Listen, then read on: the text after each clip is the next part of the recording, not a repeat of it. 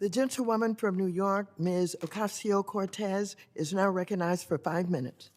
Thank you, Madam Chair, and for our witnesses that are here sharing their testimony today. Today we are focusing on the discriminatory and racist practices in home appraisals in our country. But we also know that many Black families and communities are disproportionately facing foreclosure now that pandemic foreclosure moratoriums have ended and mortgage servicers are beginning to ramp up back to full capacity. Madam Chair, I ask for unanimous consent to submit to the congressional record the city article highlighting New York City's Black neighborhoods facing a foreclosure crisis. Without objection, such is the order. In New York City, we are starting to see that the majority Black zip codes had an average of 8.48% of homeowners who had fallen behind on their payments for more than 30 days. That percentage is 4 times that of the majority white zip code average and 1.5 times that of the majority Hispanic zip code average from September. Ms. Rice, data suggests that in the city's Black neighborhoods, in New York City's Black neighborhoods, which were devastated by the economic shocks and the pandemic, as well as decades of predatory lending, are most at risk of foreclosure. Is this consistent with what you've observed? Yes.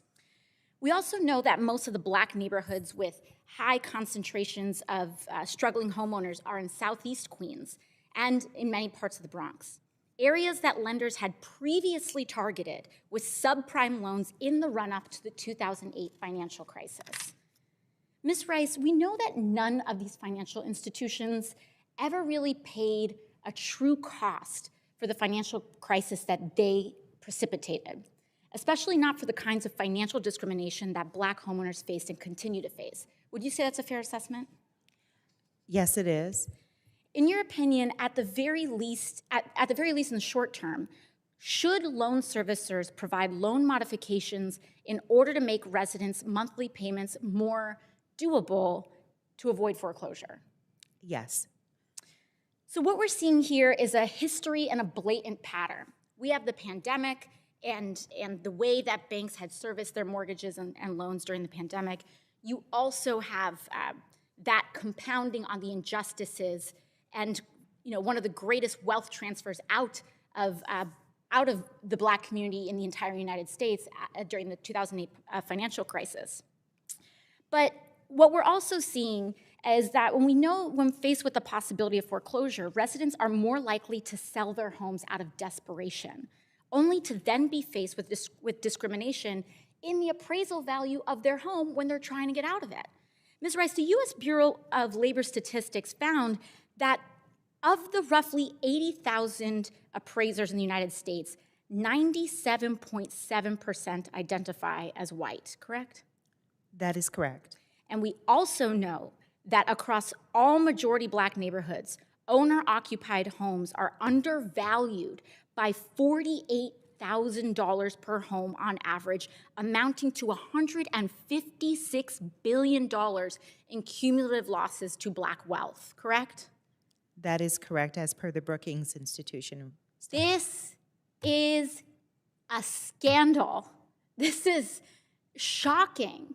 And it should truly be an affront to every single person in this country that believes in any form of financial, social, and economic equity.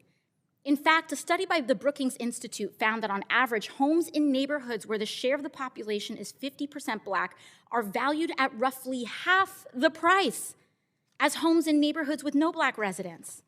We must do better. And it is just laid bare the legacy from redlining to the way that has transformed into and accumulated and built into the eventual 2008 subprime loan crisis, because it was Black and brown and low-income communities that were especially targeted with subprime loans. And then for the pandemic foreclosure rates to be higher. Ms. Rice, do you have any advice for us as members of Congress, or even the general American public, and what we should be doing in order to right this wrong? Sure, and I see the time is running out, so I'll just say briefly, adopt the recommendations in the PAVE action plan, implement those actions, And we also have a bevy of recommendations that we put forth in our analysis and study of the appraisal industry that I also would recommend being put in place. Thank you. Thank you very much.